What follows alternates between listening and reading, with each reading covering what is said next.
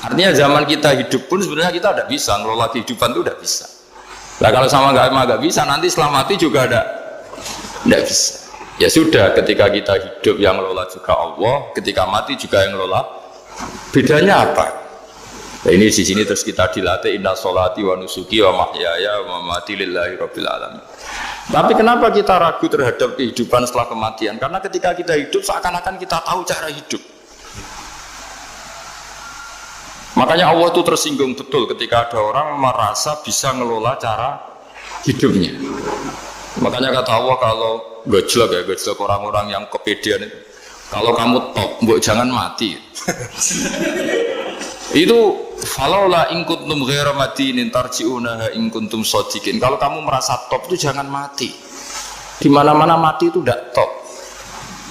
Falaula idza balaghatil khulqum wa antum khina idin tanzur. Mbok ketika nyawa kamu sudah sampai kerongkongan, kamu tarik lagi supaya kamu tidak mati. Mati itu tidak top. Katanya kamu top kok. Mati. Jangan mati. Kalau top itu jangan mati, jangan miskin, jangan tua, jangan jadi jelek. Pokoknya top terus gitu. Itu digocol sama Allah. Tapi orang itu lupa bahwa nah ketika sehat begini kita seakan-akan ngelola kehidupan. Nah gara-gara merasa ngelola seakan-akan kalau mati lalu saya gimana ya kalau mati. Nah cara berpikir masyarakat gini, kalau kampung ini mau dibalik sama Allah, mau ada adab, logikanya yang tahu akan ada adab itu pasti sudah pergi. Padahal Nabi Yunus pergi ini bukan karena takut adab, mangkel. Nabi Yunus itu minggat tadi abaqo itu. Abaqo itu kalau dalam bahasa Arab pergi gak pamit. Kalau orang Jawa bilang minggat. Kalau itu sebenarnya saking mangkelnya, saking emosinya, beliau akhirnya meninggalkan kaumnya tanpa pamit. Tapi kaumnya itu menjadi tahu bahwa ini serius Yunus. Buktinya dia agak berani di kampung, berarti mau ada adab betul itu. Dan efek positif dari teori itu, teori kultur tadi. Akhirnya mereka tobat. Saat itu juga mereka wiridan di lapangan, terus semua kesalahannya diselesaikan. Sampai ada rumah yang sudah dibangun permanen karena di tanah tetangga, dirobohkan saat itu juga. Bahkan ada batu yang dulu nyuri, satu dua batu yang dulu hasil nyuri, saat itu juga dirobohkan, dikembalikan sama hari itu semua kedoliman diselesaikan. Ini penting saya utarakan, jadi tobat itu tidak hanya istighfar. Kalau istighfar ribet, tobatnya orang punya utang terus istighfar gitu kan ribet. Kan ribet itu. Ada punya utang terus minta maaf itu kan ribet itu. Harus diselesaikan itu. Tobat diterima sama Allah. Batas akhir finish dari harusnya ada adab, misalnya Senin, Selasa, Rabu, harusnya Rabu itu sudah kena adab, ternyata Rabu itu tidak kena adab. Nabi Yunus sebetulnya juga penasaran kampungnya itu kena adab tidak, dilihat dari jauh ternyata tidak, tambah kecewa dia. Gitu. Wah ini saya kalau pulang pasti dibunuh karena saya jaga pembohong. Di masyarakat situ ada aturan siapa yang bohong dibunuh. Padahal Nabi Yunus ngumumkan nanti Rebu ada adab, kira-kira gitu. Ternyata Rebu itu udah ada adab, makanya dia sudah di batas kampung kembali minggat lagi karena nanti pulang pasti dibunuh karena dia ada kebohong.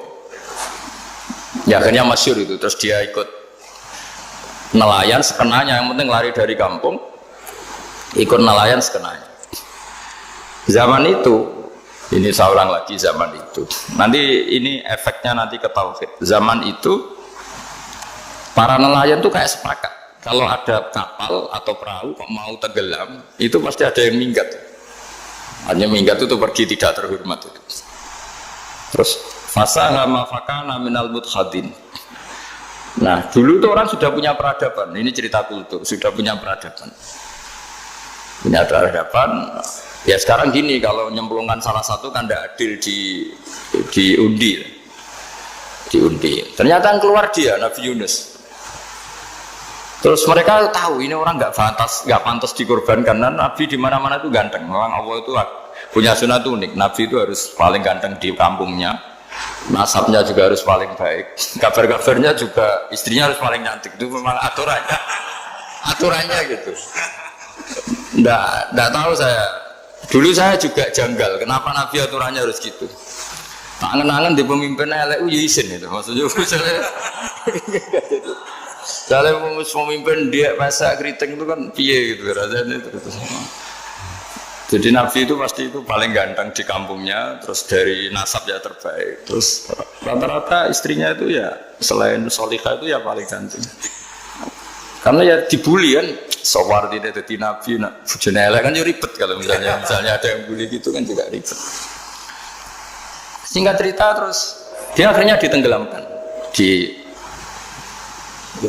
dibuang karena beliau seorang nabi. Faltaqamahul khut, beliau ditelan ya. Iltiqam itu tidak digigit, ditelan ya. Karena ditelan beliau tidak mengalami dikunyah, ditelan. Iltiqam itu ditelan. Karena beliau seorang nabi, di dalam batnil khut itu di perut itu dia wiridan, dan barokahnya wiridan itu perut ikan ini menjadi masjid. Dia nyaman di situ, nyaman karena terus ngalami karomah lah. Andekan wali itu ngalamin karomah.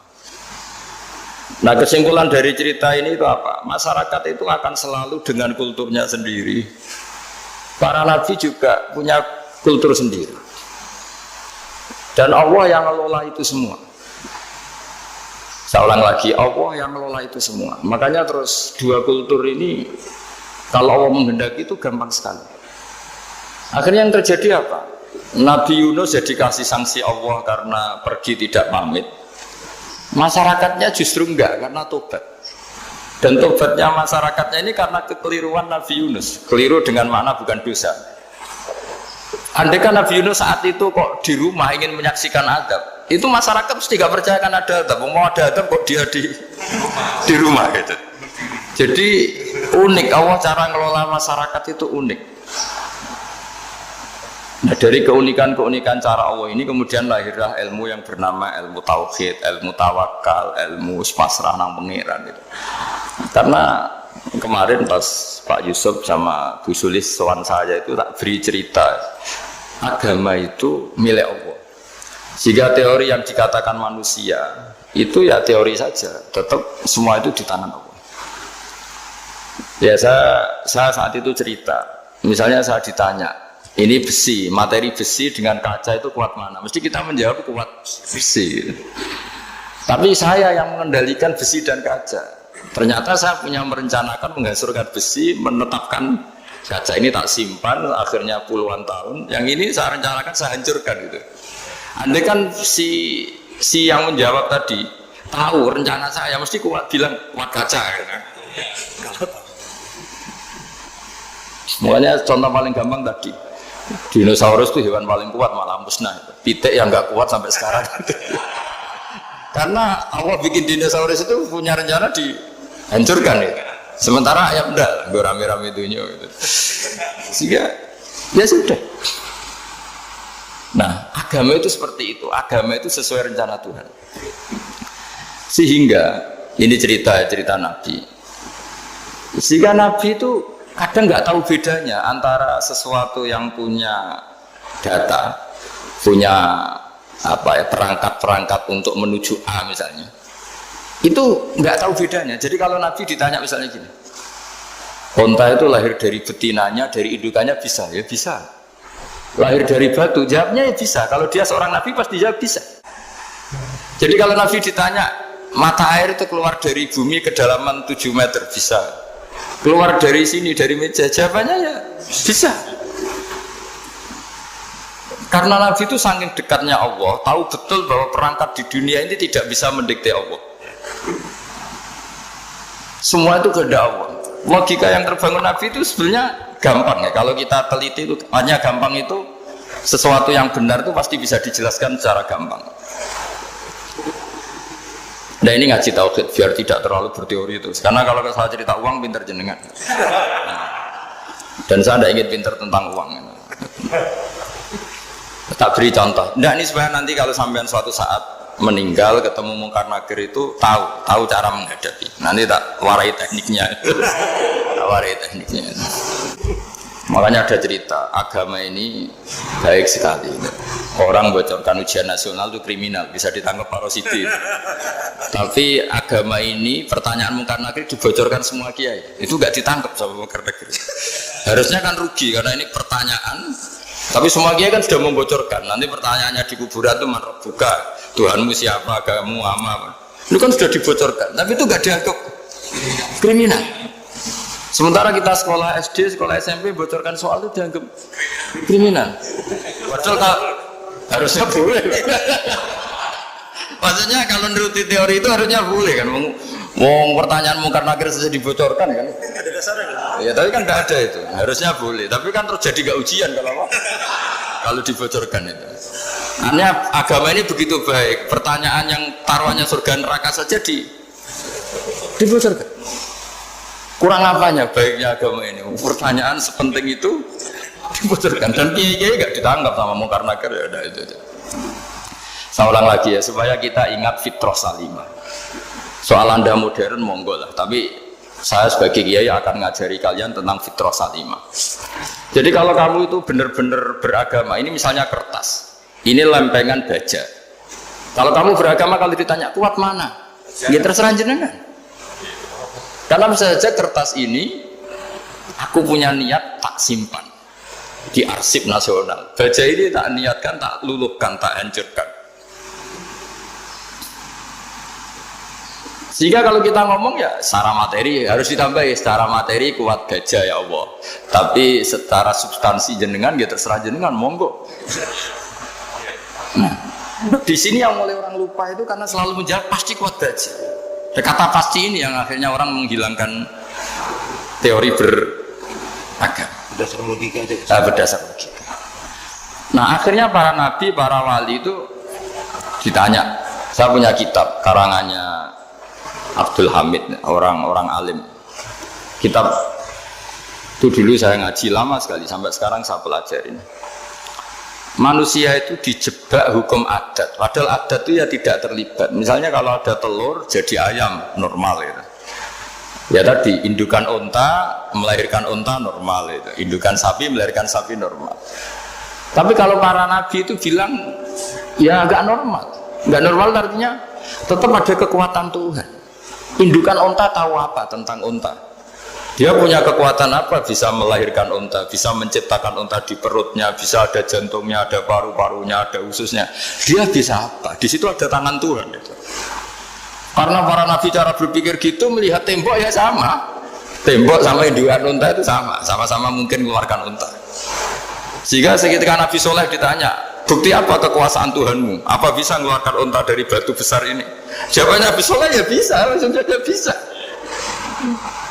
Dan mukjizatnya Nabi Soleh masyhur itu keluarlah unta dari batu. Karena secara teori ya tadi, coba unta indukan itu apa seorang profesor, apa seorang ilmuwan sehingga bisa menciptakan anaknya itu. Apa dia terlibat dalam menciptakan jantungnya, paru-parunya, ususnya? Kan enggak juga. Telur bisa apa coba? Gobloknya bukan main telur itu kan. Tapi bisa mengeluarkan ayam, dia bisa apa? Nah, para nabi, para wali itu tahu semuanya itu kekuasaannya Allah. Nah, kalau karena kekuasaan Allah bedanya apa dengan tembok? Makanya Nabi Muhammad ketika di padang pasir, semua sahabat bingung, nggak ada air, ya Nabi santai aja. Ini gimana Nabi nggak ada air, nanti orang mati kehausan. Nabi ya santai aja. Kamu ingin air katanya? Iya. Nabi nunjuk apa itu ya sudah terus ada air. Ada yang keluar dari jemarinya, ada karena Nabi itu nggak tahu bedanya antara ini mungkin dan tidak mungkin tuh nggak tahunya itu ya semuanya itu Allah. Kalau kamu kan nggak, wah daerah gini nggak mungkin ada air. Ini kan padang pasir. Air itu biasanya di daerah hutan gini malah berteori macam-macam. Seakan-akan tidak ada Tuhan. Jadi kalau orang nggak bakat wali pasti berpikirnya gitu. Makanya nggak wali-wali itu memang nggak bakat karena itu kan artinya menafikan kekuasaannya Allah kan. Seakan-akan Allah tidak mampu bikin air di situ. Tapi kalau Nabi santai aja. Makanya Nabi Ibrahim ketika mau dibakar ya santai aja. Menurut beliau api bisa apa? Jadi itu meskipun hukum adat dia selalu berjalan ya. Normalnya api yang membakar di padang pasir, normalnya ya nggak ada air, normalnya batu ya nggak mengeluarkan unta. Tapi kamu jangan terjebak oleh keseharian yang Anda lihat. Tetap di balik itu ada kekuasaannya Allah Subhanahu wa Ta'ala.